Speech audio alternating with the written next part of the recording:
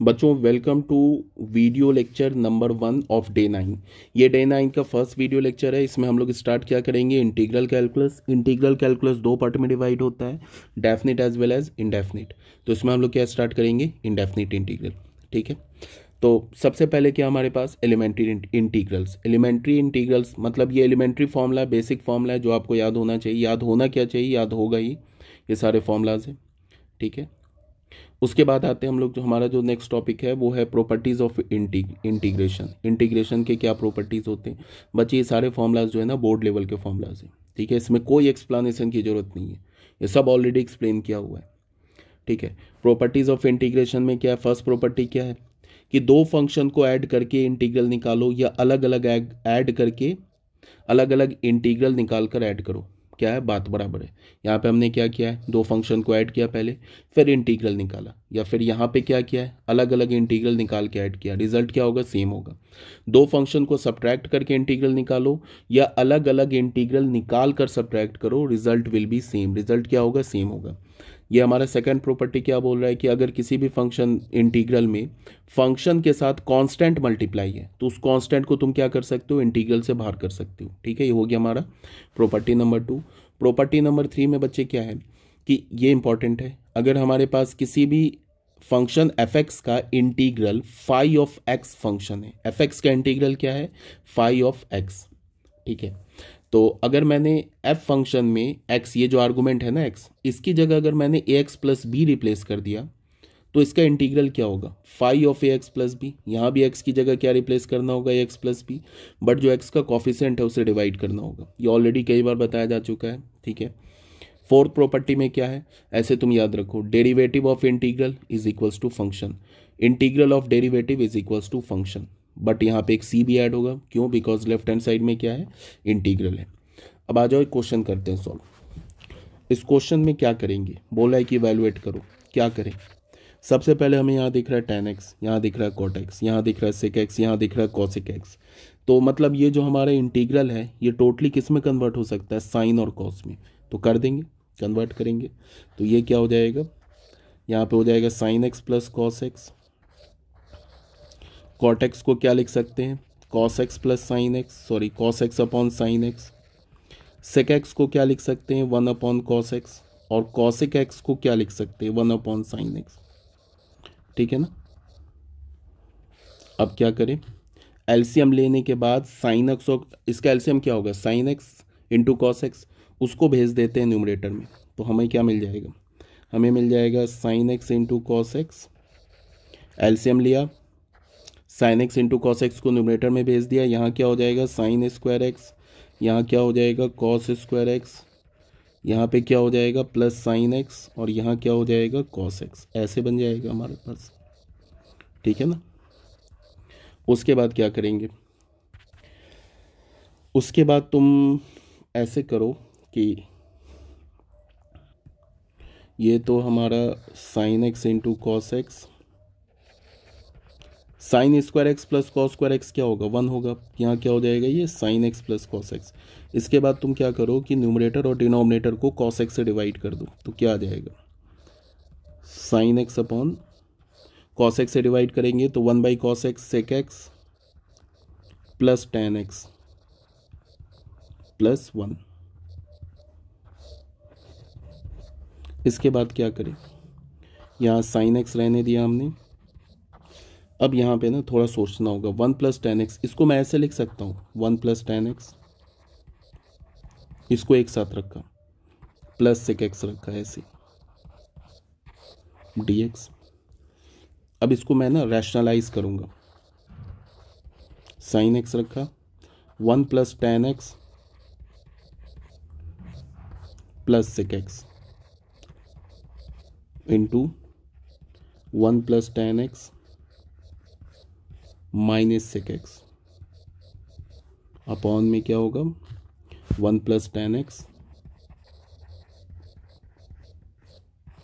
Minus sec x d x. ऐसे कर लिया। ठीक है, तो ऐसे करने के बाद हमें क्या मिल जाएगा, ये तो हो जाएगा साइन एक्स,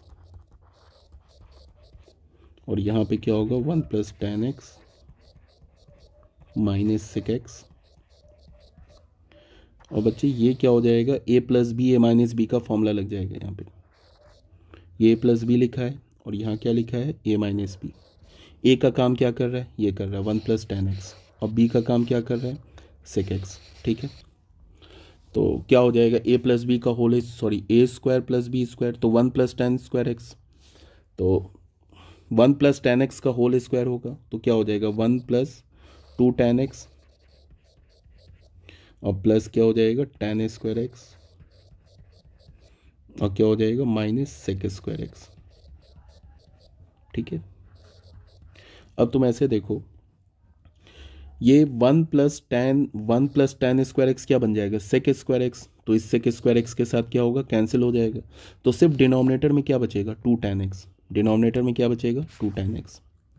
तो इसको हम क्या लिख सकते हैं, इसको हम ऐसे लिख सकते हैं sin x, और यहाँ पे क्या बचा, अच्छा एक काम करते हैं ना, sin x को मल्टीप्लाई भी कर देते हैं, sin x को क्या करते हैं, अभी हम लोग मल्टीप्लाई कर देते हैं,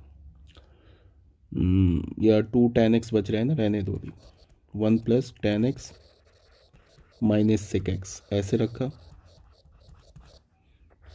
2 tan x, तो 2 को तो पहले बाहर किया, tan x को क्या लिखेंगे, sin x / cos x dx। अब बच्चे ये sin x और ये sin x कैंसिल होगा, cos x आ जाएगा ऊपर, तो cos x ऊपर आएगा तो 1 से मल्टीप्लाई होगा, तो ये तो cos x रह जाएगा, और tan x × cos x, तो क्या होगा, cos कैंसिल हो जाएगा, तो यहाँ पे तो sin x हो जाएगा, ये एक 1/2 भी है यहाँ पे, और ये क्या होगा फिर, यहाँ पे sin की जगह cos आ जाएगा, cos × sec क्या होगा -1 dx, तो ये क्या हो जाएगा 1/2, cos का क्या होता है sin x हो जाएगा, sin का क्या होता है -cos x, 1 का इंटीग्रल क्या होगा -x प्लस का c, ये हमारा आंसर हो गया। ठीक है, क्वेश्चन नंबर 2 में देखो क्या बोल रहे हैं।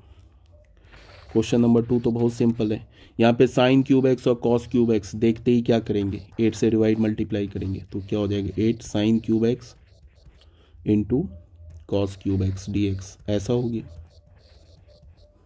तो ये क्या हो जाएगा 1/8, इसको हम क्या लिख सकते हैं, 2 sin x × cos x का होल क्यूब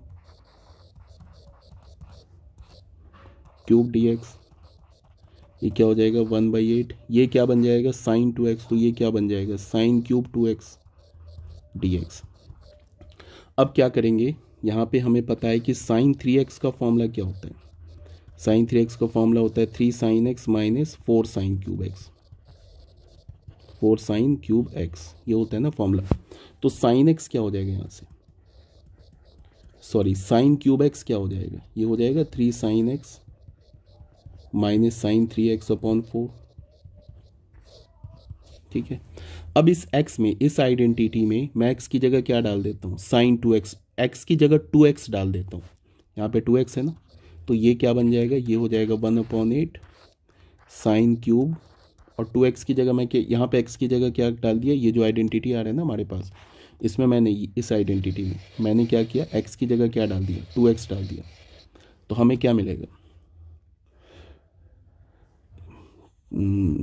ये मिलेगा हमारे पास x की जगह 2x डालने पे 3 sin 2x माइनस साइन, यहाँ पे x की जगह 2x डालेंगे तो क्या बन जाएगा, ये 6x / 4, बस हो गया, इंटीग्रेट हो गया, 4 को बाहर करो 1/32 हो जाएगा। और यहाँ पे क्या करेंगे, अलग अलग इंटीग्रल करेंगे, तो 3 साइन का क्या होता है -cos 2x/2, और यहाँ पे साइन का क्या होगा -cos 6x / 6, क्या हो जाएगा, तो माइनस माइनस प्लस हो जाएगा, cos क्या हो जाएगा 6x / 6 प्लस का c, ये आंसर हो गया। ठीक है, समझ में आ रही होगी बात। अब इंटीग्रेशन बाय ट्रांसफॉर्मेशन, इसका मतलब क्या है, सुनना ध्यान से। ठीक है, सबसे पहली बात क्या है कि ट्रांसफॉर्मेशन का मतलब क्या है, ट्रांसफॉर्मेशन का मतलब है कि जो जिस इंटीग्रल को हमें इंटीग्रेट करना है ना, उसको हम ट्रांसफॉर्म कर देंगे किस टाइप के इंटीग्रल में, जो कि इजिली इंटीग्रेट हो जाए। जैसे अब देखो यहाँ पे, अगर हमें कहीं भी इसे इंटीग्रेट करना है या इसे इंटीग्रेट करना है या इसे इंटीग्रेट करना है, तो इसमें ऑब्वियस सी बात क्या पता चला, डायरेक्ट तो इंटीग्रेट नहीं कर सकते हो, दो कॉस का प्रोडक्ट लिखा हुआ है, दो कॉस का प्रोडक्ट है ना, यहाँ भी दो कॉस का प्रोडक्ट है, ठीक है। तो इस टाइप के इंटीग्रल को तुम कैसे इंटीग्रेट करोगे, इस प्रोडक्ट को हम सम में कन्वर्ट करेंगे, कौन सा फॉर्मूला यूज़ करके, ये सब जो फॉर्मूला पढ़ा है ना, two cos A into cos B का फॉर्मूला, या फिर हम लोग क्या टू साइन ए इंटू कॉस बी का फॉर्मूला, इसको हम यूज़ करेंगे, या टू साइन ए इंटू साइन बी का फॉर्मूला, ये सब फॉर्मूला हम यूज़ करेंगे। ये फॉर्मूला क्या करता है, प्रोडक्ट को सम में कन्वर्ट कर देता है, जैसे टू साइन ए इंटू साइन बी या टू साइन ए इंटू कॉस बी, ये सब फॉर्मूला क्या होता है, sine a plus b plus sine a minus b, तो क्या हो जाएगा, प्रोडक्ट सम में कन्वर्ट हो जाएगा, तो ईजिली फिर वहाँ से क्या हो जाएगा, इंटीग्रेट हो जाएगा। यही बता रहे इस पॉइंट में, इस पॉइंट में यही बता रहे कि जब भी तुम्हें इस टाइप का दिखे ना, तो तुम क्या करो कि इसमें two cos A into cos B, two sine A into cos B, इस टाइप का फॉर्मूला यूज़ कर लो, तो प्रोडक्ट सम में कन्वर्ट हो जाएगा, फिर वहाँ से वो ईजिली इंटीग्रेट हो जाएगा, ठीक है। अब उसके बाद क्या है कि हमारे पास जो नेक्स्ट पॉइंट है वो क्या है, अगर हमारे पास इस टाइप का इंटीग्रल हो, cos पे पावर एम एक्स, साइन पे power N x, in which at least one of the exponent M and N is an odd positive integer, ये सब ऑलरेडी डिस्कस किया हुआ, बट एक बार फिर से, इंटीग्रेशन में क्या होता है, काफ़ी प्रैक्टिस चाहिए होता है, और जो भी इसके जो मतलब रिजल्ट है उसे हमें याद रखना होता है, और प्लस प्रैक्टिस, तभी जाके क्वेश्चन सॉल्व होता है। अगर इसमें क्या बोल रहा है कि साइन और कॉस है, ठीक है, दोनों पे एक साइन पे पावर एन है, कॉस पे पावर एम है, और यहाँ पे एम और एन को क्या बोल रहा है कि ऑड पॉजिटिव इंटीजर है, ठीक है। द अदर एक्सपोनेंट, ठीक है, at least one M and N is an odd positive integer, the other exponent need only be a real number, ठीक है। एम और एन में से कोई भी एक इंटीजर ऑड भी है, साथ में पॉजिटिव इंटीजर भी है, और दूसरा क्या है, कोई भी रियल नंबर हो सकता है। मान लो कि m हमारा ऑड पॉजिटिव इंटीजर है, तो n कोई भी रियल नंबर हो सकता है, और अगर n हमारा ऑड पॉजिटिव इंटीजर है तो फिर m कोई भी रियल नंबर हो सकता है, ये बोला जा रहा है। हमने अज्यूम कर लिया कि हमारा जो m है वो ऑड पॉजिटिव इंटीजर है, तो m को क्या लिख सकते हो, 2k प्लस 1, ठीक है। k फिर क्या हो जाएगा, नॉन निगेटिव इंटीजर हो जाएगा। तो फिर ये जो हमारा है ना, ये जो इंटीग्रांड है, कॉस पे power M x into sine पे पावर एन एक्स, इसको तुम क्या लिख सकते हो, कॉस एम की जगह क्या लिख सकते हो, 2k प्लस 1 एक्स और साइन एन एक्स। अब बच्चे यहाँ पे क्या कर सकते हैं, इसको हम ऐसे, ये जो इंटीग्रल है इसको हम ऐसे लिख सकते हैं, कॉस पे power 2k into cos of x, ठीक है, और इंटू साइन एन एक्स, ऐसे लिख सकते हैं, कोई प्रॉब्लम नहीं है। अब फिर इस कॉस पे पावर 2k तुम क्या लिख सकते हो, कॉस स्क्वायर एक्स पे पावर के, ऐसे नहीं लिख सकते हो, into cos x into sine x, sine पे पावर एन एक्स, ऐसे लिख सकते हो ना। अब कॉस स्क्वायर एक्स का फॉर्मूला लग जाएगा, क्या लग जाएगा, 1 प्लस कॉस 2x बाई 2, उसका होल स्क्वायर, उसमें क्या यूज़ कर लोगे, बाइनोमियल यूज़ कर लोगे, यही बताया जा रहा है इसमें, ठीक है। ये बता रहा है कि आप इस टाइप के इंटीग्रल को इंटीग्रेट कैसे करोगे, ठीक है। वही बोल रहा है कॉस पे पावर, कॉस स्क्वायर एक्स पे पावर के, ठीक है, into sine N x into cos x. अब ये कॉस स्क्वायर एक्स की आइडेंटिटी लगा सकते हो, ये भी लगा सकते हो, 1 माइनस साइन स्क्वायर एक्स, यहाँ पे लगा दिए, और यहाँ पे क्या आ रहा है, साइन पे power N x into cos x. इसके लिए यहाँ पे क्या यूज़ कर सकते हो, बाइनोमियल यूज़ कर सकते हो, बाइनोमियल यूज़ करोगे तो हमारा इंटीग्रल इसमें कन्वर्ट हो जाएगा, ठीक है। अगर इसमें कन्वर्ट हो गया तो ये क्या बोल रहा है, ये क्या बोल रहा है कि बाइनोमियल यूज़ करोगे तो इसमें कन्वर्ट हो जाएगा इंटीग्रल। अब यहाँ पे अगर इसमें कन्वर्ट हो गया तो क्या बोल रहा है ये, कि अगर q का वैल्यू, अगर इस q का वैल्यू -1 मिला तो तुम क्या करोगे, ये 1 अपॉन साइन एक्स हो जाएगा। अगर q का वैल्यू -1 मिला तो 1 अपॉन साइन एक्स हो जाएगा, ठीक है।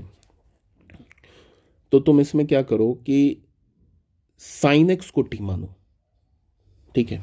अगर मान लो q इज इक्वल्स टू -1, तो ये तो ऐसे हो जाएगा ना, 1 upon sine x into cos x. एक तो सिंपल सी बात है, कोई बोल सकता है कि भाई अगर ऐसे हो जाएगा तो कॉट एक्स हो जाएगा, कॉट एक्स का डायरेक्ट फॉर्मूला आ जाएगा, तो वो भी सही है। अगर तुमने साइन एक्स को टी माना तो साइन एक्स को टी मानोगे तो क्या हो जाएगा, cos x into d x, ये तो डी टी बन जाएगा, ठीक है। और यहाँ पे क्या हो जाएगा, यहाँ पे हो जाएगा तुम्हें 1 अपॉन टी, ठीक है। अच्छा, इस केस की बात कर रहे हैं, जब अगर q का वैल्यू हमने -1 लिया तो ये तो 1/t हो जाएगा। 1/t का इंटीग्रल क्या होगा, ln t, और t हमने किसे माना है, t हमने माना है साइन एक्स को, तो ln mod sin x plus c आ जाएगा। समझ में आ रही है ना बात।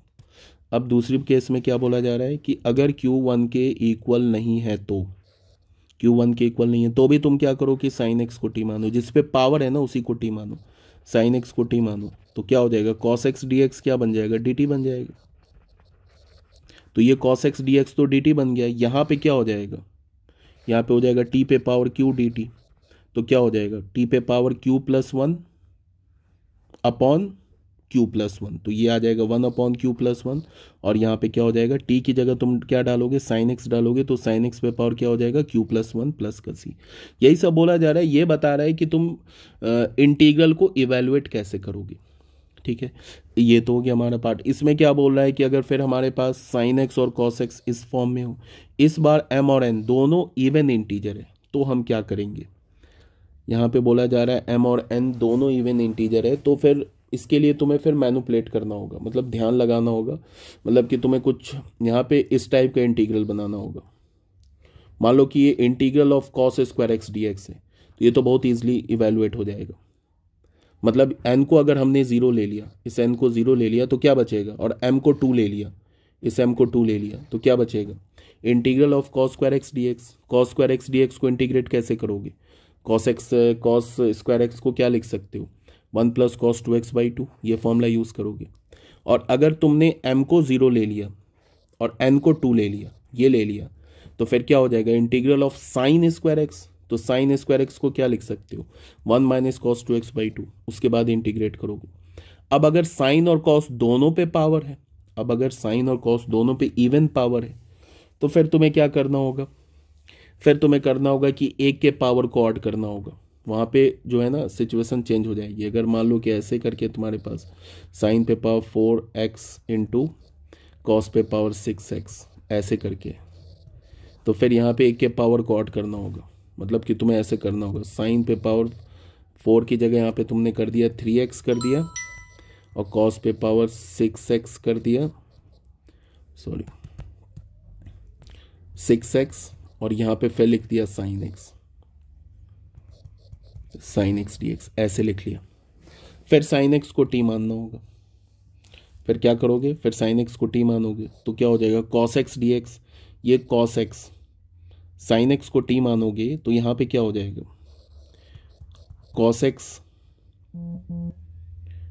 dx क्या हो जाएगा, dt हो जाएगा। मतलब इसके लिए तुम्हें, चलो मैं बता रहा हूँ एक बार फिर से क्या बोला मैंने।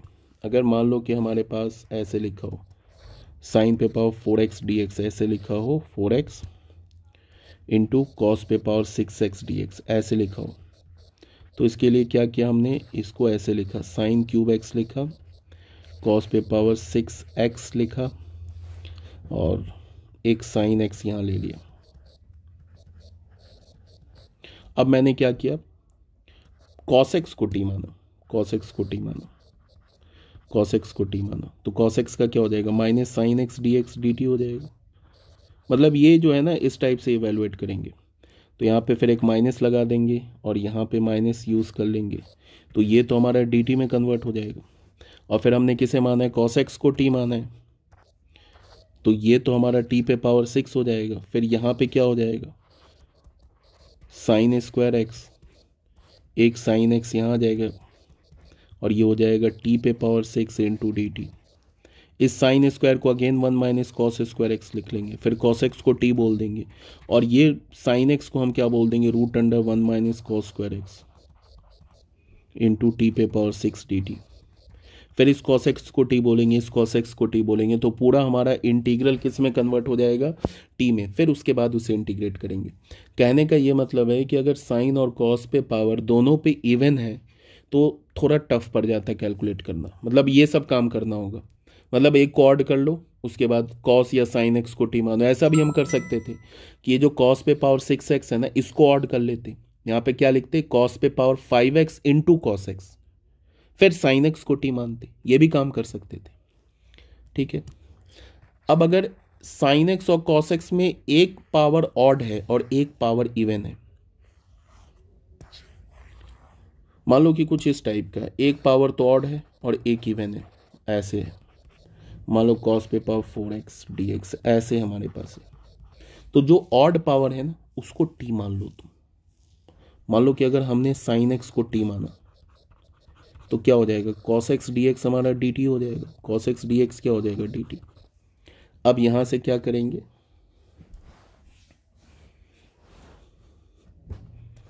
क्या हो जाएगा, ये sin x को तो हमने t माना तो ये हो जाएगा t क्यूब। अब cos x dx dt तो फिर ये एक cos क्यूब x आ जाएगा और यहाँ पे cos x dx जो होगा उसे हमने dt में लिख दिया। ठीक है, अब ये जो cos x है इसको हमें फिर किस में कन्वर्ट करना होगा, sin x में कन्वर्ट करना होगा। ठीक है, या अगर मैं इवन को t मानूं, या अगर मैंने यहाँ पे ना cos x को t माना होता तो देखो क्या होता। अगर मैंने cos x को t माना होता, cos x को t मान लो तो minus sine x d x क्या हो जाएगा, minus sine x d x तो हमारा डी टी में कन्वर्ट हो जाएगा।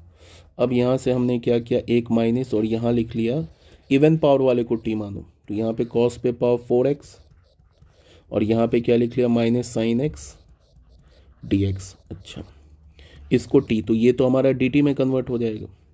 और ये माइनस साइन स्क्वायर एक्स को क्या लिख सकते हैं, 1 माइनस कॉस स्क्वायर एक्स, और यहाँ पे क्या है, cos to the power 4x d x है, 4x, और यहाँ पे ये आ रहा है, इसको तो ये तो dt में कन्वर्ट हो गया तो ये dt हो गया, और हमने cos x को t माना है तो क्या हो जाएगा, ये 1 minus T square into T to the power 4 dt। अब ये इवेलुएट हो जाएगा। मतलब अगर साइन और cos किसी में एक में ऑड पावर है और एक में इवन पावर है तो तुम क्या करो, इवन पावर वाले को t मान लो। ठीक है, दोनों में इवन पावर है तो एक को ऑड बनाओ, फिर उसके बाद किसी एक को t मानो।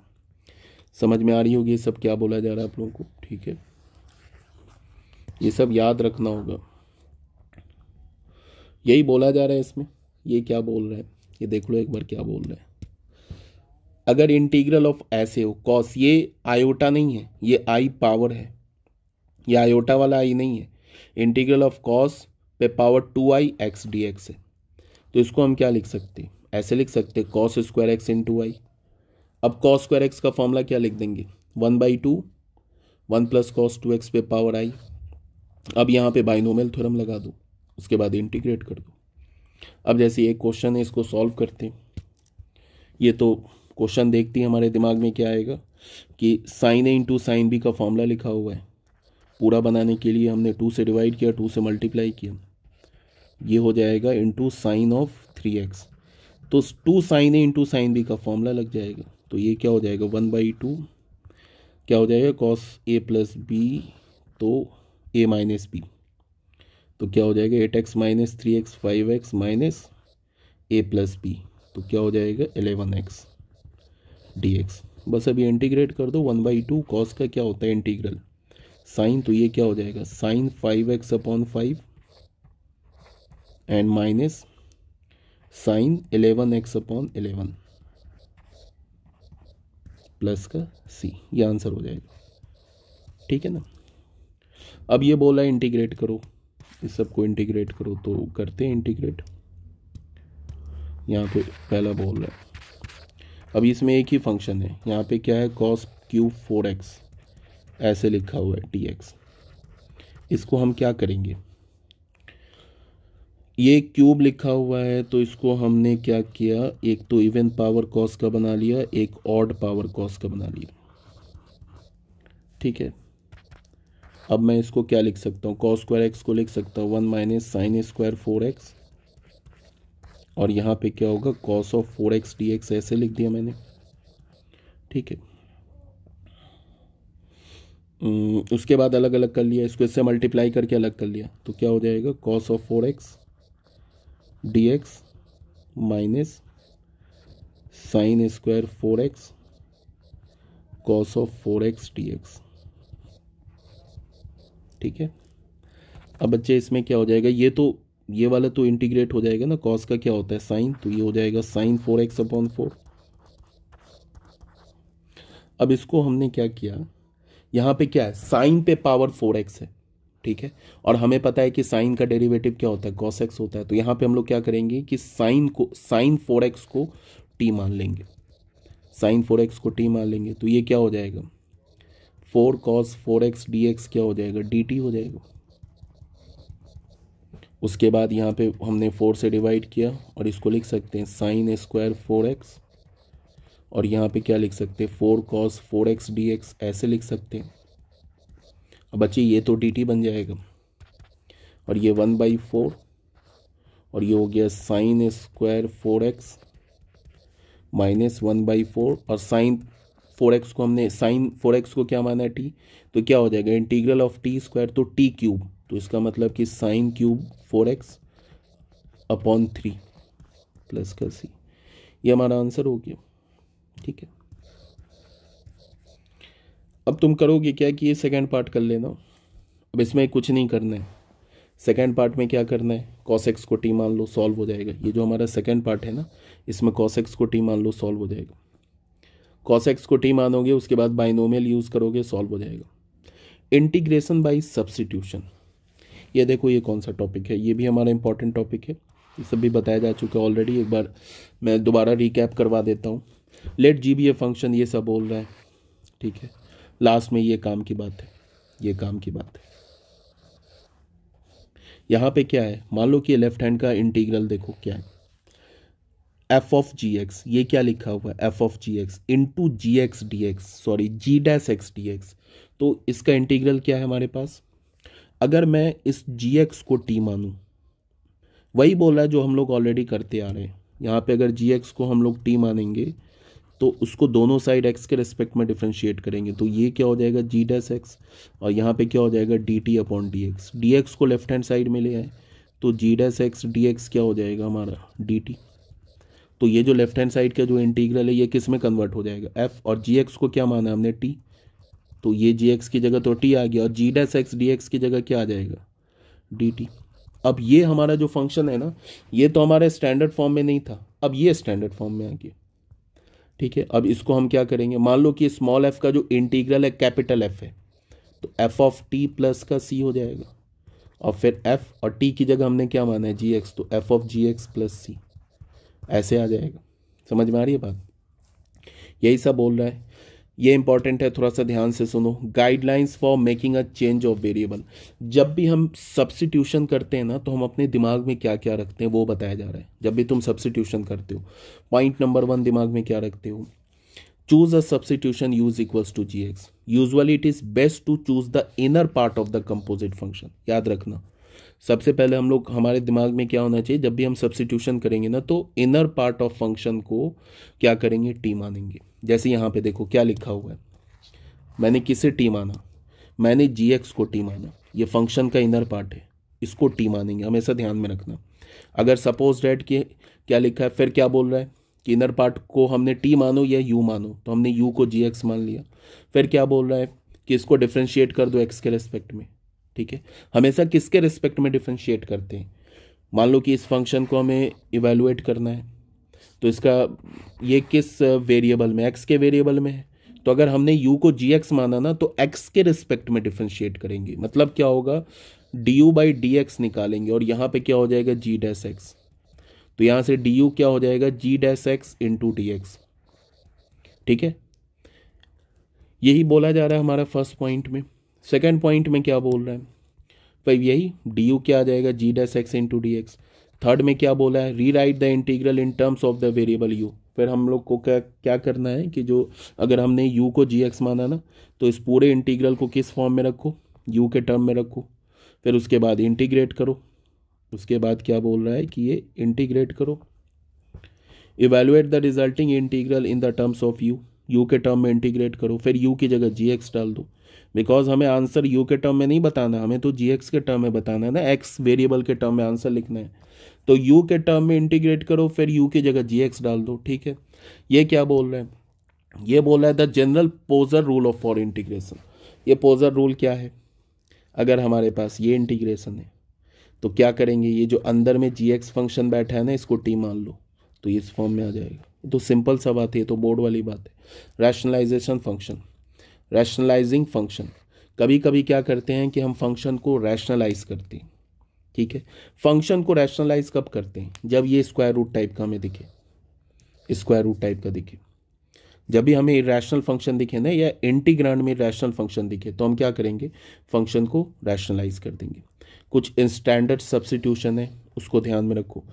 इसमें क्या है कि जब भी तुम्हें ऐसा दिखे इंटीग्रल, ठीक है, अब यहाँ पे पावर n है, बात को एक मिनट, ये पावर नहीं है बच्चे, पावर हमारा क्या है, पावर जो है हमारा यहाँ पे, ये पावर मैं हटा देता हूँ, इसकी जगह पावर मैं यहाँ पे n डाल देता हूँ, ये पावर यहाँ पे n है, ठीक है ना, और बाकी ठीक है ना, हाँ ठीक है, ये पावर इस होल पे पावर n है।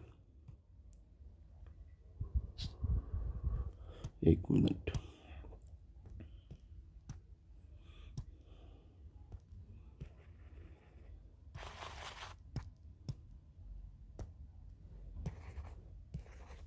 इस होल पे पावर क्या है हमारा, n है, इसको मैं हटा ही देता हूँ, ठीक है, यहाँ पे होल पे पावर n। अगर जब भी तुम्हें दिखे तो तुम क्या करो कि इस ब्रैकेट के अंदर जो लिखा हुआ है ना x to the power n plus 1, इसमें से कॉमन क्या ले लो, x to the power n common ले लो। कहने का ये मतलब है कि हमारे पास जो इंटीग्रल है ना वो इस फॉर्म में लिखा हुआ है, D x upon x, x पे पावर n प्लस 1 पे पावर n। तो तुम क्या करो कि इस ब्रैकेट के अंदर से x to the power n common ले लो, ठीक है, तो ये क्या हो जाएगा, x, इस ब्रैकेट में अगर तुमने x to the power n common लिया तो ये क्या हो जाएगा, 1 प्लस 1 अपॉन एक्स पे पावर n, ऐसे हो जाएगा ना, पे पावर n। अब ये क्या हो जाएगा, ये जब अलग अलग करोगे तो x पे पावर n इंटू n, ये क्या हो जाएगा, 1/n है क्या इसमें, n है पावर, ठीक है, सॉरी, इसमें तुम क्या करो कि ये x, ठीक है, तो इसको अलग अलग करोगे तो क्या हो जाएगा, डी एक्स अपॉन क्या हो जाएगा, x पे पावर, ये जब मल्टीप्लाई होगा ये तो x पे पावर n इससे भी मल्टीप्लाई होगा, ठीक है, या फिर तुम ऐसे भी कर सकते हो कि इसमें x पे पावर माइनस n कॉमन निकाल सकते हो, या 1 अपॉन n, तो 1 अपॉन n कॉमन निकालोगे तो फिर क्या होगा, नहीं तुम ना इससे x पे पावर n ही कॉमन निकालो, तो ये क्या हो जाएगा, ये तो n और n मल्टीप्लाई होके क्या हो जाएगा, n स्क्वायर, तो x पे पावर क्या होगा, 1 प्लस n स्क्वायर, यहाँ पे भी एक x है ना, ठीक है, और अंदर क्या बच जाएगा, 1 प्लस एक्स पे पावर माइनस n पे पावर n। अब तुम क्या करो, 1 प्लस एक्स पे पावर माइनस n को क्या मान लो, t मानो, सॉल्व हो जाएगा, 1 प्लस एक्स पे पावर माइनस n को t मान लो, सॉल्व हो जाएगा। अब जैसे इस सेकंड पार्ट में देखो, सेकंड पार्ट में क्या है, ये लिखा हुआ है, फिर अगेन इस ब्रैकेट से तुम कॉमन क्या निकाल लो, एक्स पे पावर, इस ब्रैकेट के अंदर, तो अगर तुम एक्स पे पावर n कॉमन निकालोगे ब्रैकेट से तो ये क्या हो जाएगा, इस पर पावर क्या आएगा, n माइनस 1 अपॉन n, और यहाँ क्या हो जाएगा, 1 प्लस एक्स पे पावर n पे power n minus 1 upon n, तो ये तो कैंसिल हो जाएगा, एक एक्स स्क्वायर यहाँ भी लिखा है, इंटीग्रल यही है ना इसका, डी एक्स ऐसे ही तो लिखा हुआ है, तो ये क्या हो जाएगा, फिर इसको तुम टी मान लो, फिर इसको क्या मान लो, टी मान लो, सॉल्व हो जाएगा, ये बोला जा रहा है। उसके बाद क्या बोला जा रहा है, यहाँ पे इस फॉर्म में भी तुम्हें क्या करना है, थर्ड फॉर्म में भी इस ब्रैकेट के अंदर से क्या करना है, ये जो ब्रैकेट है ना इसके अंदर से x to the power n common ले लेना है, तो इसको क्या हो जाएगा बताओ, ये डी एक्स है ना हमारे पास, एक x to the power n तो बाहर है, अगर तुमने इस ब्रैकेट के अंदर x to the power n common लिया तो x to the power n into 1 upon n हो जाएगा, और ये क्या हो जाएगा, 1 अपॉन एक्स पे पावर n पे पावर 1 अपॉन n हो जाएगा, फिर इसको t मान लो, सब्स्टिट्यूट करोगे सॉल्व हो जाएगा, ठीक है। उसके बाद क्या है बच्चे, नेक्स्ट जो हमारा फॉर्म है, ये एक फॉर्म है, एक ये फॉर्म है, इन दोनों फॉर्म में क्या करना है, x को alpha cos square theta plus beta sine square theta मानना है, सॉल्व हो जाएगा, ये सब बताया जा चुका ऑलरेडी, ये सब एनसीईआरटी का फॉर्म है। इसमें x को क्या मानना है, इस फॉर्म में alpha sec square theta beta tan square theta, ये फॉर्म दिख रहा है और ये फॉर्म दिख रहा है, x को क्या मानना है, a tan थीटा और a cot थीटा, ये फॉर्म दिख रहा है, इसमें क्या लोगे, x को a सेक थीटा और a cosec थीटा, अगर ये फॉर्म है ए स्क्वायर माइनस एक्स स्क्वायर, तो एक्स को क्या ले लो, या तो ए साइन थीटा या तो ए कॉस थीटा, ये फॉर्म है तो put x is equals to A cos two theta. अब तुम बोलोगे ये सब क्यों पुट कर रहे हैं, तो इसलिए पुट करेंगे कि स्क्वायर रूट चला जाएगा, जैसे ही पुट करोगे ना स्क्वायर रूट चला जाएगा। सपोज डैट यहाँ पे करके देखते हैं, इसमें हम लोग क्या करें या इसमें देखते हैं, root under x square minus a square, x की जगह हमने ए सेक थीटा पुट कर दिया, तो यहाँ पे क्या हो जाएगा ए स्क्वायर सेक स्क्वायर थीटा और माइनस ए स्क्वायर, तो रूट के अंदर क्या हो जाएगा ए स्क्वायर कॉमन ले लेंगे, तो यहाँ पे क्या हो जाएगा सेक स्क्वायर थीटा माइनस 1, ये क्या होता है टेन स्क्वायर थीटा, तो ए स्क्वायर टेन स्क्वायर थीटा, तो ये क्या हो जाएगा ए टेन थीटा, हट गया ना स्क्वायर रूट। अब तुम बोलोगे कि इतने सारे सब्स्टिट्यूशन याद कैसे रखेंगे, तो इसमें इन सब में तो याद करने वाली कोई बात नहीं है। फर्स्ट में सेकंड में जब भी तुम्हें ऐसे दिखे ना डिनोमिनेटर पे एक्स पे पावर n प्लस 1 और उस पर समथिंग पावर, जब भी तुम्हें ऐसा दिखे तो तुम सिंपल याद क्या रखो कि इस ब्रैकेट के अंदर से हमें x to the power n बाहर करना है, बस इतना याद रखो। ये वाला जो फंक्शन है, ये वाला जो फॉर्म है, इसे तुम्हें याद रखना होगा, इसे याद रखना होगा। उसके बाद बाकी ये जो 6th है 7th है 8th है और 9th है, ये याद रखने की जरूरत नहीं, ये बिल्कुल ऑब्वियस सी बात है। अब तुम बोलो क्यों ऑब्वियस सी बात है, यहाँ पे साफ दिख रहा है ना एक्स स्क्वायर प्लस ए स्क्वायर है, तो इसमें हम एक्स की जगह ए सेक थीटा पुट करेंगे तो ए स्क्वायर कॉमन आ जाएगा, फिर क्या बन जाएगा सेक स्क्वायर थीटा प्लस 1, तो सेक स्क्वायर थीटा प्लस 1 को क्या लिख सकते हो, ये बन जाएगा ना 1 प्लस सेक स्क्वायर थीटा। तो हमारे पास क्या होता है सेक स्क्वायर थीटा क्या होता है,